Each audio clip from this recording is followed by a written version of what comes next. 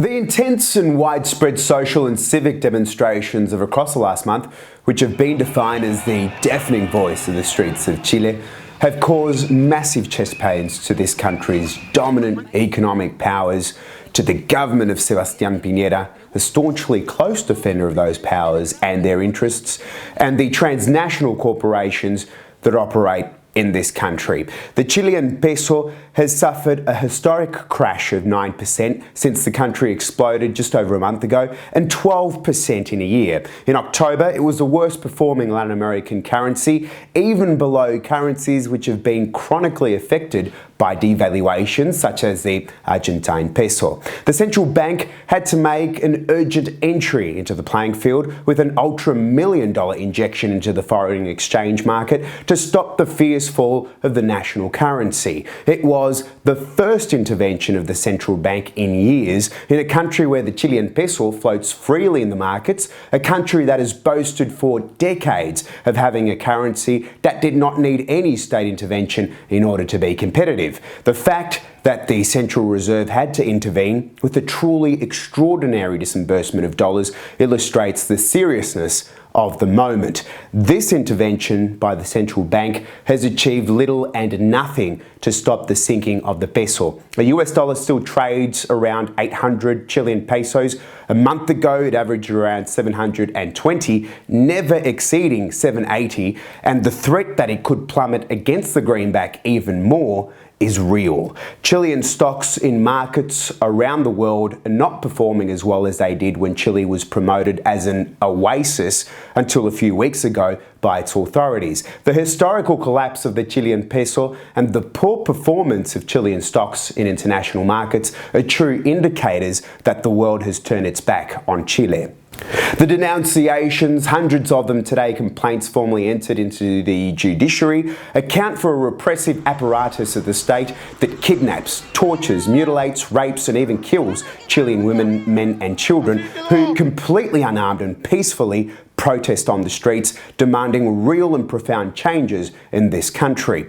It must be remembered that if a state kidnaps, tortures, mutilates, rapes and kills its own citizens, it exercises state terrorism. There is no room for wishy-washy greys in this.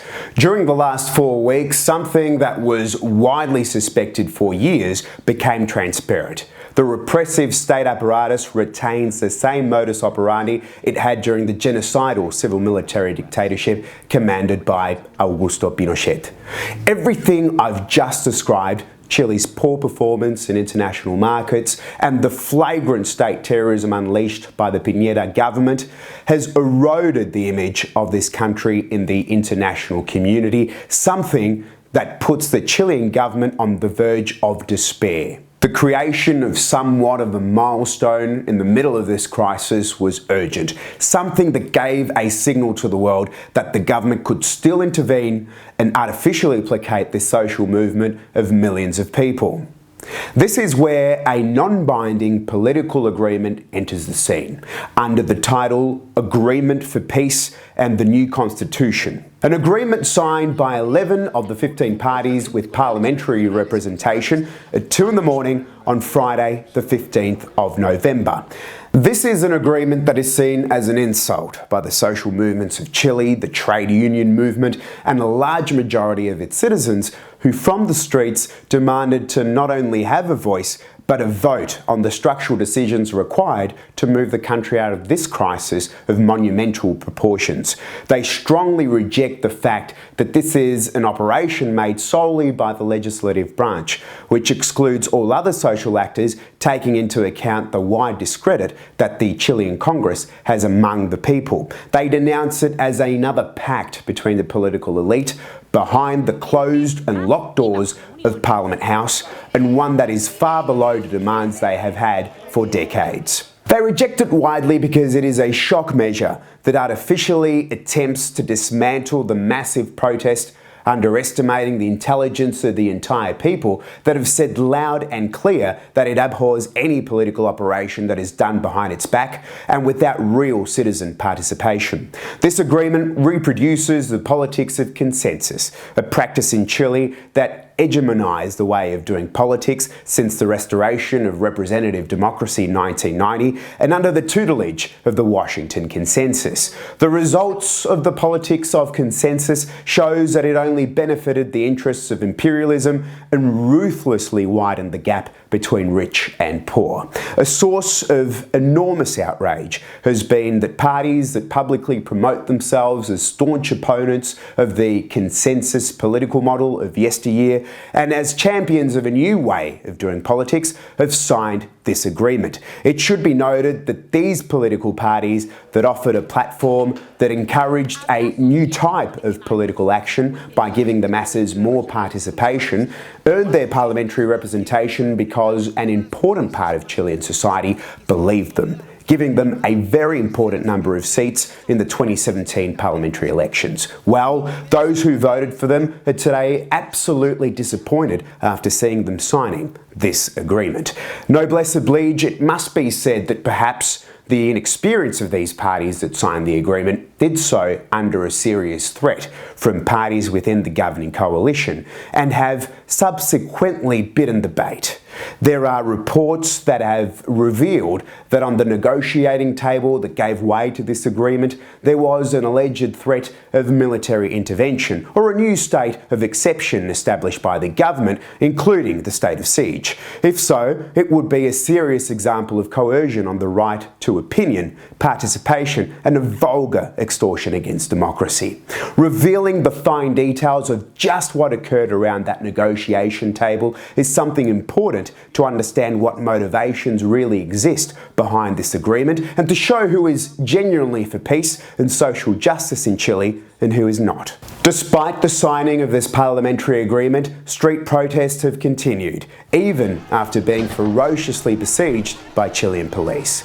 Seeing that the agreement did not dismantle the mass of the protests in the streets, right-wing Senator Andrés Alamand, a powerful figure within the UDI, a far-right and pro-Pinochet party that is part of the governing coalition, began to backflip on the agreement signed in the early hours of Friday the 15th. Alamand, one of the main negotiators of the parliamentary agreement, put the first big spanner in the works by declaring that if the constituent body does not reach the agreement of a two-thirds majority, it therefore did not meet its objective, meaning that there would be no new constitution and the one imposed by Pinochet in 1980 would continue to rule. Todos están obligados a alcanzar un acuerdo. Pero ¿qué ocurre si, como estamos planteando, no hay un acuerdo y no se alcanzan los 2/3? En los hechos, la convención fracasa y, en consecuencia, en ese evento, obviamente, que rige la constitución que está vigente. The people of Chile have awoken, and when we here in Chile say they have awoken, we say it because they have had enough with the unjust representative democratic order that has prevailed since 1990. The millions of Chileans in the streets demand a new democratic order for Chile, a participatory democracy. The events of the last few weeks demonstrate that there will be no peace in Chile until this actually occurs. All this happens in a regional framework that proves that the Washington Consensus has broken down and that Washington has begun to shift towards a new policy of control and submission of the Latin American region from other parameters which are no longer going to be the representative, low-intensity democracies in Chile known under the name of consensus politics of the last 30 years. Latin America is facing the serious threat that the armed forces of the region will once again be protagonists of this new stage that is commencing, and where, of course, Chile is no exception. The infamous agreement for peace and the new constitution and the beginning of the disarticulation of this agreement by the Chilean right wing reveals that a horizon of real participatory democracy in this country will only be possible if the collective rage remains high and motivates the masses to stay on permanent alert, resisting and applying pressure from the streets. The media and economic terrorism designed to crush the people's rage and recapture the correlation of forces that the dominant powers in this country have lost is already underway. una nueva constitución no va a resolver los problemas sociales que están hoy día. Esto si sigue así va a terminar en una guerra civil. Esto si sigue así va a terminar en una guerra civil. Estas últimas 4 semanas han golpeado dura y profundamente a nuestro sistema productivo y va a significar grandes costos para nuestra economía. We will improve the amount of resources and the quality of our social policies. That's why we're putting more resources, and we will have to run a higher fiscal deficit. Because there is no magic in this. The people of Chile have not yet won anything. There is still a very long way to go. The next few weeks are crucial for Chile's future. The fight must go on until they can conquer a more just nation.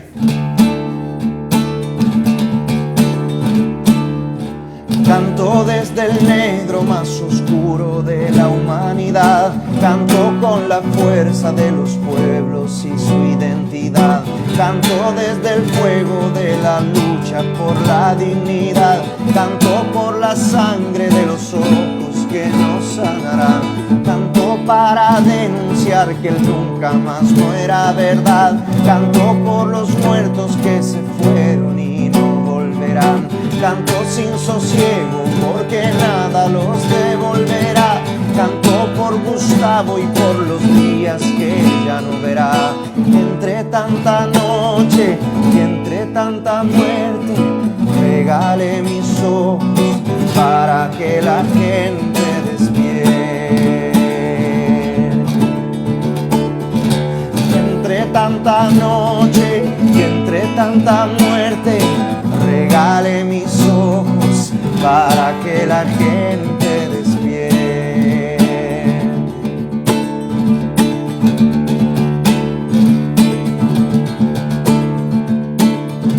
Canto como un río de esperanza por lo que vendrá. Canto porque el miedo que tenemos se nos pasará. Canto y luego exijo que ya no haya más impunidad. Canto pa' que el canto sea un arma de la libertad. Canto con los niños que son libres de toda maldad. Canto por los viejos que merecen otra realidad. Canto y tengo pena y me da rabia la desigualdad. Canto porque el verso es mi fusil en esta sociedad. Entre tanta noche, entre tanta muerte, regale mis ojos para que la gente despierte. Entre tanta noche y entre tanta muerte, regale mis ojos para que la gente despierte. Entre tanta noche y entre tanta muerte, regale mis ojos para que la gente despierte. Entre tanta noche y entre tanta muerte, regale mis ojos para que la gente despierte.